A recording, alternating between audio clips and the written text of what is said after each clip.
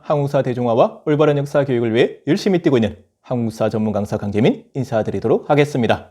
오늘은 지난주에 이어서 이 궁예의 진짜 모습을 한번 더 자세히 알아보는 시간을 가져볼까 합니다. 궁예는 너무나도 유명해서 아마 모르시는 분이 없는 걸로 알고 있는데요. 오늘은 우리가 잘 몰랐던 이 궁예의 진짜 모습을 한번 따라가 보도록 하겠습니다. 먼저 지난주를 한번 정리해 보도록 하겠습니다. 궁예는 우리한테 굉장히 안 좋은 이미지, 부정적 이미지로 각인됐습니다. 폭군, 사이코패스, 반미치광이. 그렇지 않습니까? 그러한 점에는 바로 미디어 영향도 컸습니다. 예전에 인기일에 방영됐던 KBS 대하 드라마 그 사극이 있었죠. 태조왕건. 거기서 이 궁예가 관심법 뭐 하면서 미치광이로 그려졌는데 오늘은 이 궁예의 명예를 조금 회복하는 궁예를 좀 객관적이고 종합적으로 제대로 한번 살펴보는 시간을 가졌으면 합니다. 궁예는 의외로 금수저 출신이었죠. 여러분 기억나십니까? 궁예의 아버지가 신라의 헌왕왕 또는 경문왕으로 추정된다고 제가 말씀을 드렸습니다. 하지만 아버지한테 태어날 때부터 버림을 받게 됐죠. 죽임을 당할 뻔합니다. 게다가 태어날 때부터 그러한 과정 때문에 애꾼이 됐죠. 아버지한테 버림받고 그것 때문에 애꾼이 된 불행한 과거사를 갖고 있습니다. 정말 가슴에 수많은 한과 컴플렉스를 가졌던 사람이 궁예다. 좀 불쌍하기도 합니다. 인간적으로. 그리고 이제 도망가서 살다가 나중에 승려가 되지만 그 승려 생활에 적응하지 못하고 다시 도적이 되고 나중에는 강력한 호족으로 성장하게 됩니다. 그러면서 결국 개성, 지금의 개성이죠. 그 당시 송화를 중심으로 해서 새로운 나라를 세우는데 그게 바로 서기 901년에 들었었던 후고구려였다. 왜 이름이 후고구려였죠? 궁예가 차지했던 땅이 바로 지금의 중부지방입니다. 경기도, 강원도, 황해도, 충청도 일부 지방. 그러다 보니까 고구려의 이 땅과 겹치져지게 되죠. 그래서 고구려의 뒤를 잇는다고 후고구려라고 하게 됩니다. 근데 이 궁예가 나라 이름을 처음에는 후고구려였는데 여러 번 바꾸게 돼요. 시험에 가끔 나옵니다. 자주는 안 나오고. 그래서 여러분 그냥 가볍게 기억해 두시면 되는데 3번 정도 바뀌거든요. 처음에는 후고구려죠. 고구려의 뒤를 잇는다고. 근데 그 다음에는 마진으로 바뀌게 됩니다. 마진은 뭐냐면 동방의 대제국이라는 뜻입니다.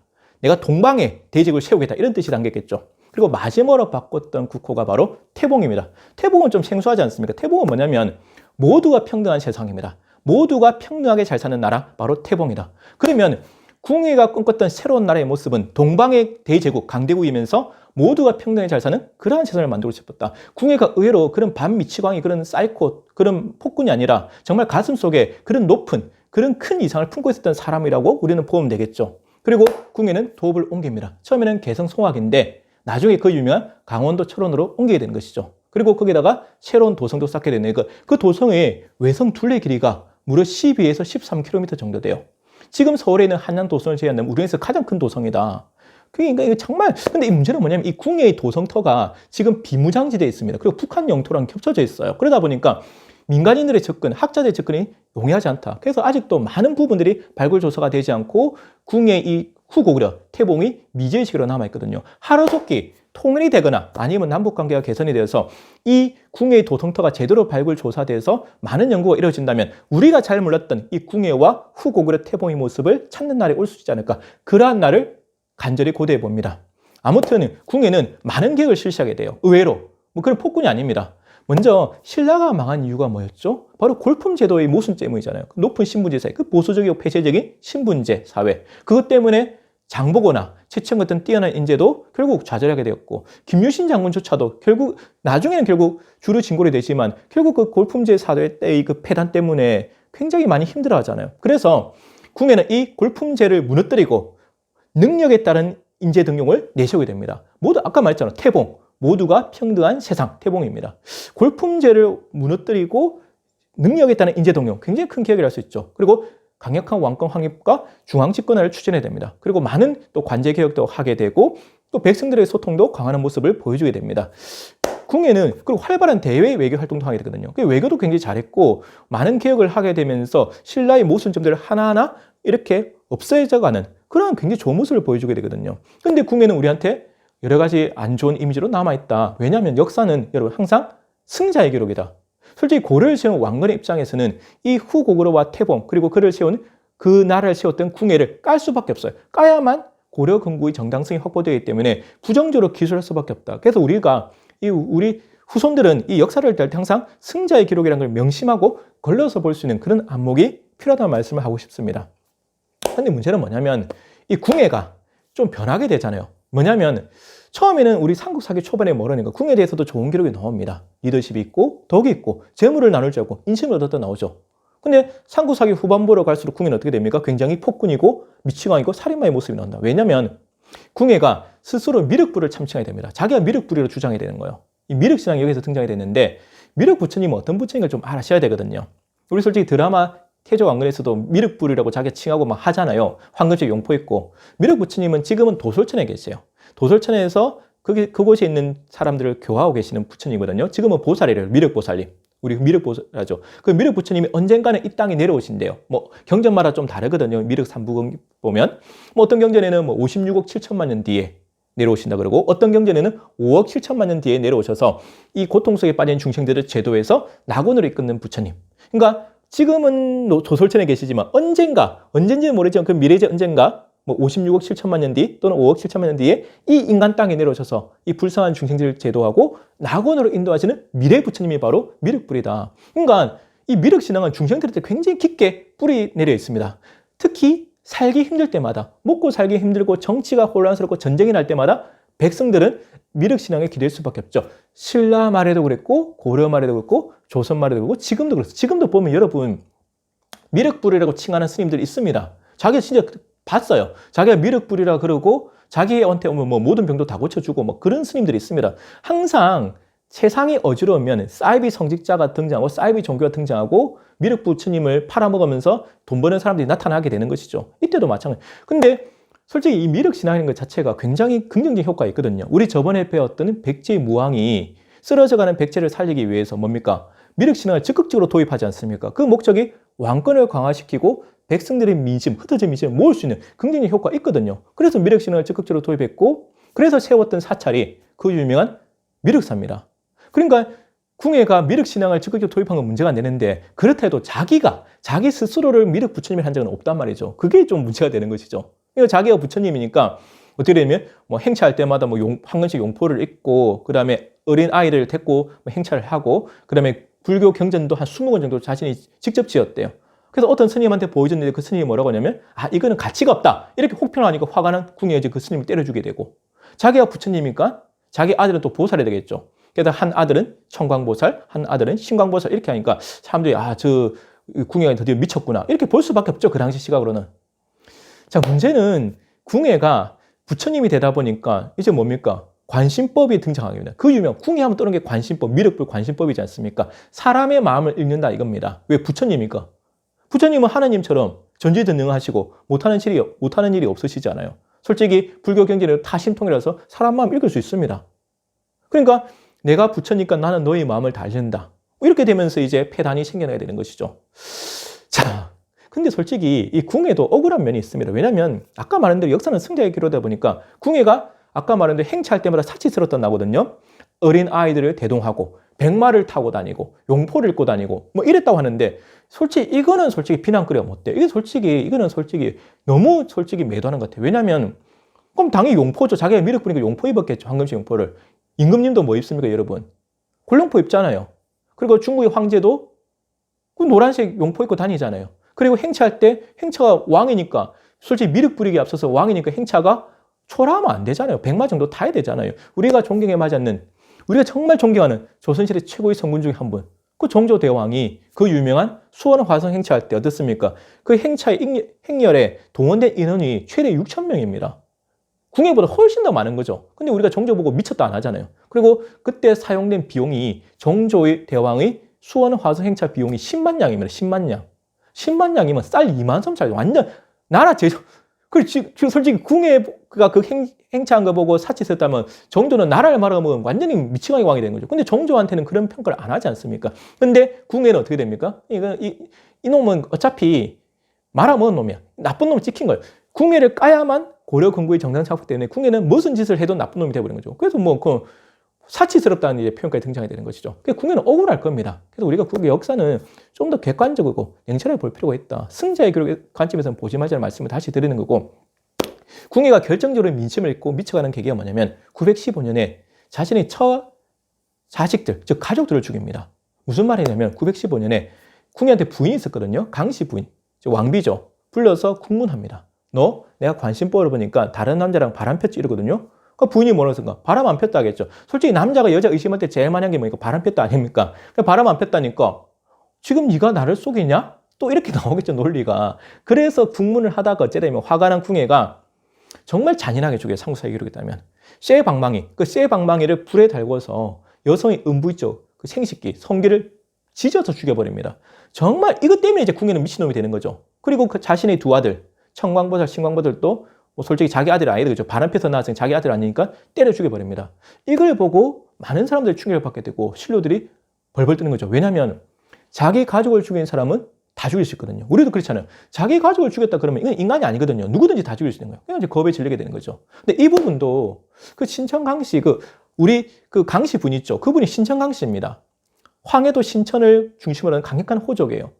그러니까 저희 집안이거든요. 저희 집안이 좀 불쌍합니다. 제가 솔직히 저는 우리 뭐 가문이라고 자랑할 생각도 없고 있는 그대로, 역사는 있는 그대로예요. 저희 가문이 신천강씨가 우리나라에 뭐 4만 명밖에 안 되는 신천강씨인데 진주강씨랑 다릅니다. 진주강씨는 그 명문가고 우리는 완전 망한 패족이에요. 지금도 뭐 강력한 황해도 호족 출신이지만 그리고 궁예한테 쇠방망이로 뭐 불에 달가서 죽게 되고 나중에 태조에 계비했던 여러분 신등하고 강씨는 아시죠? 유명하잖아요. 더. 그 방석이, 세자 방석이. 그 엄마가 욕심부리고 자기 아들 방석이 세자로 내셨다가 결국 태종 이모한테 결국 우리 신천강씨 다 멸문증하고 제주로 쫓겨나와서 거지처럼 과거도 응시 못하고 살거든요. 완전히 뭐 우리 집안은 막 답이 없습니다. 거의 패족이고 정말 불행이 끊이지 않는 집안인데 아무튼 이때 신천강씨 집안이란 말이죠. 그럼 뭐냐면 우리가 정말 여기서 한번 또 다른 관점으로 이 사건을 접할 필요가 있다. 과연 궁예가 정말 미쳐서 관심법 때문에 불륜을 의심해서 이런 잔인한 방법을 죽였을까라고 의심해 봐야 되는 겁니다. 뭐냐면 아니라는 겁니다. 좀 더 합리적 해석이 가능하죠. 뭐냐면 신천강씨는 강력한 호족이 있죠.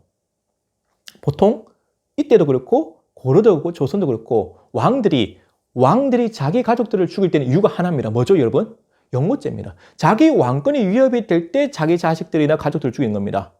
영조가 사도세자 죽인 것도 마찬가지잖아요. 왕권이 위협이 되고 장애물이 된 게 죽인 거지 않습니까? 다 마찬가지거든요. 마찬가지로 지금 제가 힌트가 뭐냐면 이 궁예는 강력한 왕권을 추진했어요. 그리고 중앙집권을 꾀했습니다. 이게 호족들하고 충돌할 수밖에 없다는 겁니다. 호족들은 자신들이 자치권을 인정받고 자신들의 세력을 인정받고 싶은데 이 궁예라는 새로운 왕이 강력한 왕권을 확립하고 중앙집권을 하니까 자신들의 기득권이 침해받죠. 충돌할 수밖에 없는 겁니다. 그 과정에서 어떻게 됩니까? 궁예는 자기 부인과 처가를 죽일 수밖에 없죠. 자기 입장에서는 그런 겁니다. 이 강력한 호족 집안이 처가가 다른 호족들과 연관되어서 내 왕권을 위협한다고 판단될 때 죽여버리는 겁니다. 그러면 아들들은 왜 죽였느냐? 그 아들들도 결국 외가를 등에 있고 자기 왕권의 위협이 될 수 있거든요. 그래서 제가 있다고 보는 게 합리적 해석이란 겁니다. 우리가 왜 그 당시 많은 호족들이 궁예를 버리고 왕건한테 갔을까? 민심을 잃었다? 물론 민심을 잃었죠. 근데 그 이유가 뭐냐? 근본적으로 이 두 세력의 방향이 달랐다는 거예요. 호족들, 대부분 왕건도 호족 출신이지 않습니까? 이 왕건을 중시하는 호족들과 궁예의 가는 방향이 달랐다는 겁니다. 궁예는 강력한 왕권 확립과 중앙집권하고 왕건과 호족들은 뭡니까?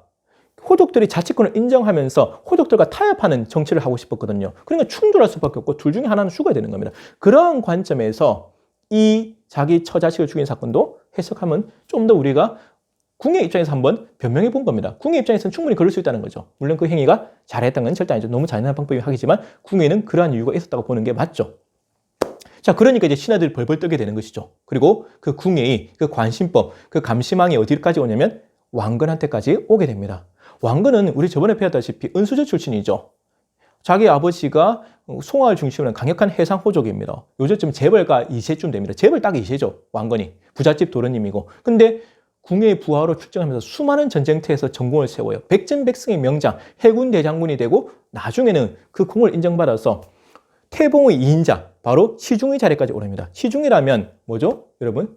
지금의 국무총리 수상에 해당됩니다. 그러니까 궁예 입장에서는 왕건이 굉장히 신경 쓸 수밖에 없죠. 언젠가는 내 왕권을 위협할 수 있는 자가 바로 저 왕건이다. 그렇지 않습니까? 집안 좋아, 해상호족 출신이야, 돈 많아, 수많은 전공 세웠어. 그리고 지금 국무총리 수상의 벼슬에 있어. 게다가 많은 장군들과 부하들이 민심까지 얻고 있다. 그래서 918년 드디어 왕건한테 딱 감시망이 가는 거예요. 왕건을 불러서 궁예가 이렇게 얘기하죠.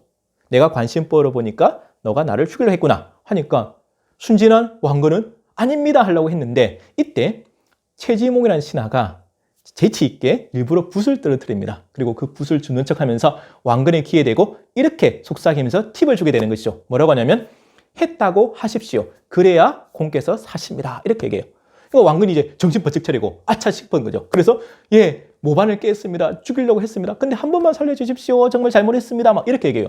그러니까 의외로 궁예가 너털 웃음을 지면서 허허 웃으면서 그래, 내 말 맞잖아. 나 거짓말 안 한다. 나 부처야. 나 다 볼 수 있어. 그래, 한 번은 내가 봐줄게. 앞으로는 그러지 마라. 이럽니다. 정말 최지모의 재치가 왕건을 살리게 됐는데 그래도 왕건은 집에 와서 잠이 안 오는 거예요. 왜 그렇습니까? 언젠가는 내가 한 번 실토했는데 지금은 살려줬지만 언젠가는 나를 죽일 수 있겠다 싶으면 잠이 안 오는 거예요. 그러고 있는데 어느 날 밤에 고려의 가장 유명한 장군 4명이 왕건의 집을 찾아오게 됩니다. 바로 배현경, 홍유, 신순경, 복지경. 한 번쯤은 들어보셨을 겁니다. 특히 신순경 장군 유명하죠. 찾아옵니다. 그리고 밀담을 나누는데 왕건이 자기 부인을 불러요. 뒷날 이제 신혜왕 유씨거든요. 유씨 부인을 불러서 목이 마르니까 오이 좀 따오라 하면서 솔직히 내쫓은 거죠. 근데 이제 자기들 밀담 나눠야 되니까. 근데 이 신혜왕 유씨가 뒷날 신혜왕 유씨가 유씨 부인이 굉장히 재치가 있고 카리스마 있어 똑똑해요. 그래서 오이 따러 가는 척 하다가 휘장, 지금 이 커튼 뒤에 숨어서 그 밀담을 엿들은 겁니다. 어떤 내용이냐면 이 4명의 장군이 왕건 보고 궁예를 주게 된다. 반란을 일으키게 된다. 이러다 나라 망한다. 우리 다 죽습니다. 하니까 왕건이 빼는 거예요. 어떻게 신하된 자가 군주를 죽일 수 있겠는가 하면서 빼니까 이제 답답한 거죠. 그 엿듣고 있던 부인 유씨가. 그 유씨 부인이 딱 커튼, 휘장을 펼치고 나와서 뭐라고 하냐면 이렇게 얘기합니다. 아니, 공께서는, 서방님께서는 이 나라의 시중어른 아닙니까? 나라가 지금 위기에 빠졌는데 왜 가만히 있습니까? 그 대장부가 갈 길입니까? 이러면서 정말 대단해요. 이 여장부입니다. 여장부. 이 부인 유씨가. 갑옷을 억지로 입혀주고 상구 사이로 갑옷을 억지로 입혀주고 칼도 쥐어주면서 대문 밖으로 내쫓은 거예요. 빨리 나가세요. 이래갖고 왕건이 억지로 이제 쫓겨났다는 겁니다. 그래서 이제 어쩔 수 없이 왕건은 반란에 가담했다고 하지만 실제로는 아니겠죠. 솔직히 이제 왕건이를 좀 미화시키기 위한 거겠죠. 왕건이 덥석 반란에 가담할 수 없잖아요. 그래서 이제 궁궐로 쳐들어가니까 이미 궁예는 민심을 읽었던 겁니다. 아, 민심이 떠나고 대세가 기울었구나. 그래서 궁예는 도망가게 됩니다. 근데 여러분, 그 유명했던 대하 드라마 사극 태조왕건 마지막 장면 혹시 기억나십니까? 시청률이 60% 넘었는데 굉장히 멋졌어요. 저도 그때는 그게 사실인 줄 알았습니다. 아주 맑은 계곡에 궁예가 조용히 앉아 있습니다. 부처님처럼 앉아 있어요. 실제로 자기는 미륵불을 했으니까 앉아 있다가 왕건이 쫓아오니까 이렇게 얘기하죠. 아주 멋지게 덕담을 나눕니다. 찰나 같은 인생 뭐 그리 욕심을 부렸는고 이렇게 얘기합니다. 맞는 말이죠. 우리 공수의 공수거든요, 여러분. 솔직히 너무 부귀영화에 집착하지 마십시오. 적당히 벌고 적당히 베풀다가 가면 되는 겁니다. 강사인 저도 마찬가지고 과유불급이지 않습니까? 그걸 죽을 때 돼서 깨달았어요. 그 드라마에서는. 그러면서 이제 술을 한 잔 주고받거든요, 왕건하고. 그러다가 뭐라고 합니까? 성군이 되시겠냐 하면서 성군이 되시라 이러면서 자기가 죽었다는 거예요. 멋지게. 야, 그 사람들 시청자들 박수 치거든요. 그게 역사적 사실이 아니다. 왜곡이에요. 여러분, 역사적 사실 그대로 드라마나 사극 영화를 만들면 시청률 꽝입니다. 흥행 실패예요. 재미없거든요. 그래서 재미를 위해서 이 드라마나 사극 영화는 엄청난 피션과 거짓말과 왜곡이 들어가게 됐어요. 그래서 여러분들이 그것을 걸려서 볼 수 있는 안목이 필요한 겁니다. 이 장면도 마찬가지죠. 실제로 삼국사기는 어떻게 기록됐냐면 궁예가 도망가다가 배가 고프니까 곡식을 훔쳐먹어요. 농민 곡식을 훔쳐먹다가 농민한테 걸려서 맞아 죽습니다. 근데 이렇게 나오면 그 유명한 대하 드라마 사극 태조왕건이 마지막에 이렇게 끝나버린다면 시청률 나오겠습니까? 시청자들 얼마나 허망하겠어요. 아니 그 대단한 김영철 씨가 궁예가 곡식 훔쳐먹다가 맞아 죽어? 이래 되는 겁니다. 너무 비참하죠. 한때는 신라의 왕자였고 후고구를 세웠고 태봉의 왕이었던 이 한때는 그 영웅호를 했던 이 궁예가 쫓겨나서 배가 고파서 곡식 훔쳐먹다가 농민한테 맞아 죽게 됩니다. 그렇게 비참한 최후를 맞게 되죠. 정말 안타깝습니다. 아무튼 그리고 나서 이 왕건은 제 자신이 왕이 됐고 나라 이름도 당연히 바꾸죠. 태봉에서 고려라고 바꾸게 됩니다. 그때가 918년이니까 고려는 918년에 건국되게 되는 것이죠. 자, 우리가 역사는 승자의 기록이다 제가 말씀드렸지 않습니까? 그러다 보니까 지금까지 우리는 궁에 대해서 지나치게 부정적 이미지와 왜곡된 이미지를 많이 갖고 있습니다. 그렇다고 해서 궁예가 성군이고 뭐 훌륭한 왕이라는 뜻은 아닙니다. 궁예의 공과가 있는데 우리는 과만 너무 많이 봤던 것이죠. 너무 많이 봤어요. 근데 공도 같이 놓고 볼 필요가 있다. 이러한 취지에서 제가 오늘 강의를 해본 겁니다. 궁예는 미치광이, 사이코, 뭐 그런 이미지로 너무 강하게 우리 폭군 이런 이미지로 기억되어 있지만 궁예는 의외로 그 시대를 대표하는 뛰어난 영국을했고 또 뛰어난 개혁도 했었고 훌륭한 면도 많았었다. 다만 이제 우리가 그 사람이 마지막에 자기가 미륵불을 참칭하면서 많은 사람들의 인명을 살상하고 가족들을 죽이고 또 이러면서 민심을 일으켰지만 분명히 비난받아야겠죠. 그러한 점에서 이 궁예의 공과 과를 같이 놓고 한번 봤으면 좋겠다. 그래서 오늘은 이 궁예가 자기의 억울했던 그러한 면들을 조금은 명예회복되는, 다는 아니지만 조금은 명예회복되는 그런 시간이었으면 좋겠다. 그리고 여러분 머릿속에도 이 궁예가 폭군이고 사이코패스 같은 그런 미치광이 아니라 그래도 궁예한테 이런 좋은 면도 있었구나. 훌륭한 왕의 뜻은 아닙니다. 좋은 면도 있었구나. 내가 궁예를 너무 지나치게 나쁜 면으로 본 건 아닌가 하는 그런 되새겨보는 시간이 되었으면 좋겠다는 생각을 하게 됩니다. 자, 아무튼 항상 명심하십시오. 역사는 승자의 기록이다. 그러다 보니까 고려를 세웠던 태조 왕건과 그 세력들은 이 후고구려와 태봉이 왕했던 궁예를 지나치게 필요 이상으로 깎아내릴 수밖에 없었다. 그 점을 항상 명심하셔야 됩니다. 자, 아무튼 오늘 강의는 여기서 마치도록 하겠습니다. 여러분, 다음 이야기로 기대되시죠? 이제 왕건이 드디어 고려를 세웠습니다. 이제 후삼국은 어떻게 되죠? 후백제 신라 고려입니다. 맞죠? 예전에는 후고구려, 즉 태봉하고 후백제 신라인데 이제는 고려 후백제 신라입니다. 자, 앞으로 펼쳐질 또 후삼국의 패권 다툼 재미지 않겠습니까? 기대해 주시고요. 오늘 강의는 여기서 마치도록 하겠습니다. 여러분, 제가 항상 여러분에게 드리는 말씀이 있죠. 여러분들의 응원과 격려가 제게는 가장 큰 힘이 된다는 사실입니다. 앞으로도 많이 시청해 주시고 또 구독해 주시고 알려주시길 부탁드리겠습니다. 저도 초심을 잃지 않고 끝까지 최선을 다하도록 하겠습니다. 여러분 항상 건강하시고 행복하십시오. 지금까지 한국사 전문 강사 강재민 인사드리도록 하겠습니다. 감사합니다.